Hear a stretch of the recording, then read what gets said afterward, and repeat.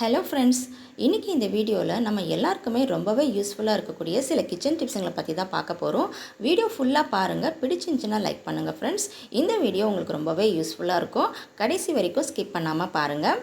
வாங்க அது என்னென்ன டிப்ஸ்னு வீடியோக்குள்ளே போய் பார்க்கலாம். ஃபர்ஸ்ட் டிப்பு, நம்ம வீட்டில் நம்ம எல்லாருமே நெயில் பாலிஷ் யூஸ் பண்ணுவோம். இந்த நெயில் பாலிஷ் ரிமூவ் ஆகிறதுக்கு எப்படி ஒரு 1 வீக்காவது ஆகும். சில நேரம் அந்த நெயில் பாலிஷ் அசிங்கமாக இருக்கும். கொஞ்சம் கொஞ்சமாக ரிமூவ் ஆகி இருக்கும் இல்லையா, அது அசிங்கமாக இருக்கும். இல்லை நம்ம திடீர்னு ஏதாவது ஃபங்க்ஷனுக்கோ பார்ட்டிக்கோ போகிறதா இருந்தால் இருக்கிற நெயில் பாலிஷை ரிமூவ் பண்ணிவிட்டு வேற போடுவோம். அப்படி இல்லைன்னா நம்ம ட்ரெஸ்ஸுக்கு மேட்சிங்காக கலராக வேறு கலர் நெயில் பாலிஷ் யூஸ் பண்ணுவோம். அந்த மாதிரி சமயத்தில் நம்ம இதை ரிமூவ் பண்ணுறது ரொம்பவே கஷ்டமாக இருக்கும். இதுக்காக நம்ம நெயில் பாலிஷ் ரிமூவர்லாம் யூஸ் பண்ண வேண்டியதாக இருக்கும். அப்படி இல்லாமல் நம்ம வீட்டில் இருக்கக்கூடிய ஒரு பொருள் வச்சு இந்த நெயில் பாலிஷை நம்ம டக்குன்னு ரிமூவ் பண்ணிடலாம். அது வேறு ஒன்றும் இல்லைங்க, நம்ம எல்லார் வீட்லேயுமே இந்த மாதிரி ஒரு ஹேண்ட் சானிடைசர் யூஸ் பண்ணுவோம் இல்லையா. இப்போ இதை வச்சு தான் நம்ம ரிமூவ் பண்ண போகிறோம். பாருங்கள், இப்போ இதில் ஒரு ட்ராப் விட்டுக்கலாம்.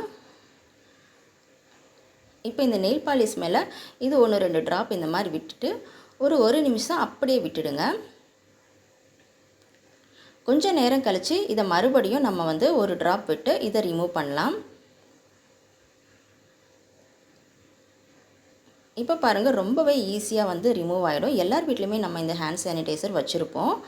ஸோ இது ரொம்பவே யூஸ்ஃபுல்லாக இருக்குங்க. பாருங்கள், ஒன்றுமே பண்ணலை, டக்குன்னு ரிமூவ் ஆகிடுச்சு. எவ்வளோ அழகாக ஈஸியாக வந்துடுச்சு பாருங்கள். இந்த மாதிரி விரலில் மட்டும் இல்லைங்க, எங்கேயாச்சும் தப்பி தவறி கீழே கொட்டிட்டாலோ இல்லை செவத்தில் எங்கேயாச்சும் பட்டுட்டாலோ டக்குன்னு இந்த மாதிரி இந்த ஹேண்ட் சானிடைசர் வச்சு நம்ம அதை ரிமூவ் பண்ணிடலாம். ரொம்பவே யூஸ்ஃபுல்லாக இருக்கும் இந்த டிப்ஸ். இதுக்காக நம்ம கடையில் காசு கொடுத்து ரிமூவர் வாங்கணுன்ற அவசியம் இல்லை. ரிமூவர் இல்லாதவங்க இந்த மாதிரி யூஸ் பண்ணிக்கோங்க. ட்ரை பண்ணி பாருங்கள். நெக்ஸ்ட்டு, இந்த மாதிரி ஒரு ஸ்பாஞ்ச் இருந்தால் நமக்கு நிறைய வேலைக்கு ரொம்பவே யூஸ்ஃபுல்லாக இருக்குங்க. நம்ம வீட்டு சோப்பு டப்பாலெலாம் அடிக்கடி சோப்பு யூஸ் பண்ணிவிட்டு வைக்கும்போது அந்த டப்பாலேயே கொஞ்சம் சோப்பு ஒட்டிக்கும். இதனால் நம்ம சோப்பு நிறையாவே வேஸ்ட் ஆகுங்க. இந்த மாதிரி சோப்பு வேஸ்ட் ஆகாமல் தடுக்கிறதுக்கு இந்த மாதிரி டப்பாவில் நம்ம அந்த ஸ்பாஞ்சை வச்சு விட்டுடலாம். இப்போ அடிக்கடி நம்ம யூஸ் பண்ணும்போது அந்த சோப்பு வேஸ்ட் ஆகாமல் இந்த ஸ்பாஞ்சிலே தாங்க ஒட்டியிருக்கும். பாருங்கள் எவ்வளோ சோப்பு ஒட்டியிருக்குன்னு. ஸோ இதை நம்ம வேஸ்ட் ஆகாமல் இதை நம்ம நிறைய விஷயத்துக்கு யூஸ் பண்ணிக்கலாம். இதில் எவ்வளோ சோப்பு ஒட்டியிருக்கு பாருங்கள். இப்போ நான் என்னுடைய ஷூவெல்லாம் பசங்களுடைய ஷூவெல்லாம் க்ளீன் பண்ணுறதுக்கு நான் யூஸ் பண்ணிக்கிறேன். அது மட்டும் இல்லாமல் நம்ம கிச்சன் டாப்பெல்லாம் கவுண்டர் டாப்பெல்லாம் க்ளீன் பண்ணுறதுக்கு யூஸ் பண்ணிக்கலாம். இல்லை வாஷிங் மிஷினில் கூட இதை அப்படியே பிழிஞ்சு விட்டிங்கன்னா அது துணியெல்லாம் நல்லா அழுக்கு போகுங்க. அந்தளவுக்கு இதை நம்ம யூஸ் பண்ணிக்கலாம். ஒரு வேஸ்ட் ஆகாத இந்த மாதிரி வேஸ்ட் பண்ணாமல் இந்த சோப்பை நம்ம மறுபடியும் யூஸ் பண்ணிக்கலாங்க. இந்த மாதிரி ஸ்பாஞ்ச் இருந்தால் எடுத்து நீங்கள் இந்த மாதிரி யூஸ் பண்ணிக்கோங்க. ரொம்பவே யூஸ்ஃபுல்லாக இருக்குங்க. டைல்ஸ் எல்லாம் க்ளீன் பண்ணுறது கூட இதை வச்சுக்கலாம். அதே மாதிரி இந்த ஸ்பாஞ்ச் இந்த மாதிரி நீளமான ஒரு கம்பளையோ குச்சியிலையோ நீங்கள் கட்டி விட்டுட்டு இதை கூட நம்ம இந்த மாதிரி யூஸ் பண்ணிக்கலாங்க. நம்ம வீட்டு பீரோ கடைகளில் கட்டில் கடைங்களெல்லாம் நம்ம மாப் போட்டு க்ளீன் பண்ண முடியாது. தண்ணிலாம் போட்டு க்ளீன் பண்ணுவோம் சில நேரம். இந்த மாதிரி இடுக்குகள் கடையெல்லாம் க்ளீன் பண்ணுறது ரொம்பவே கஷ்டமாக இருக்கும். நீங்கள் இந்த மாதிரி ஸ்பாஞ்சை இந்த மாதிரி ஒரு கம்பில் கட்டி விட்டுட்டு நீங்கள் உள்ளக்க க்ளீன் பண்ணிங்கன்னா ரொம்பவே ஈஸியாக க்ளீன் பண்ணிடுங்க. உள்ளக்க இருக்கக்கூடிய எல்லா அழுக்கையும் இது எடுத்துகிட்டு வந்துடும். அது மட்டும் இல்லாமல் இந்த ஸ்பாஞ்சை க்ளீன் பண்ணுறது கூட ரொம்பவே ஈஸியாக இருக்குங்க. டக்குன்னு ரிமூவ் பண்ணிவிட்டு நம்ம ஈஸியாக கழுவிடலாம். ரொம்பவே யூஸ்ஃபுல்லாக இருக்கும். ட்ரை பண்ணி பாருங்கள்.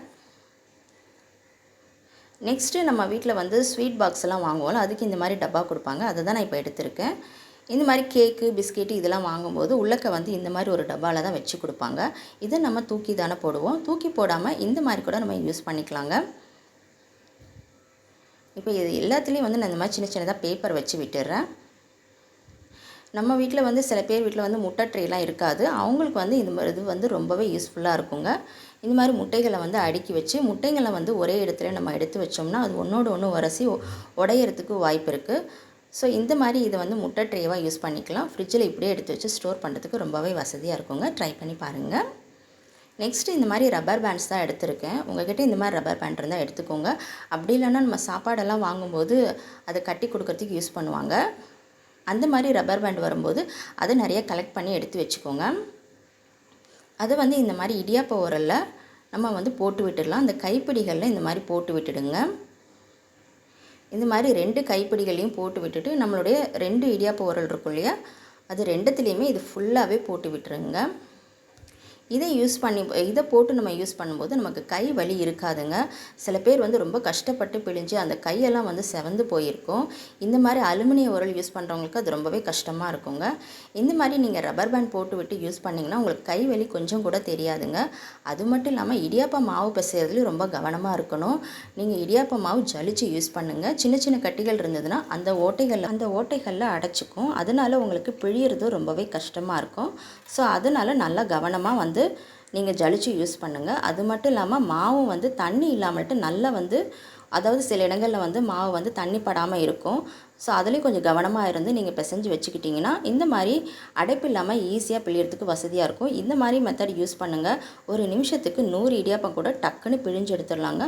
அவ்வளோ யூஸ்ஃபுல்லாக இருக்கும். ட்ரை பண்ணி பாருங்கள். இந்த டிப்ஸ் உங்களுக்கு ரொம்ப யூஸ்ஃபுல்லாக இருந்துச்சுன்னா வீடியோக்கு ஒரு லைக் கொடுத்துருங்க. இன்றைக்கி நம்ம வீடியோவில் அந்த டிப்ஸ் எல்லாம் உங்களுக்கு ரொம்பவே யூஸ்ஃபுல்லாக இருக்கும்னு நம்புறேன். பிடிச்சிருந்துச்சுன்னா லைக் பண்ணுங்கள். உங்கள் ஃப்ரெண்ட்ஸ் அண்ட் ஃபேமிலிக்கும் ஷேர் பண்ணுங்கள். மறந்து நம்ம சேனலை சப்ஸ்கிரைப் பண்ணி வச்சுக்கோங்க. தேங்க்ஸ் ஃபார் வாட்சிங்.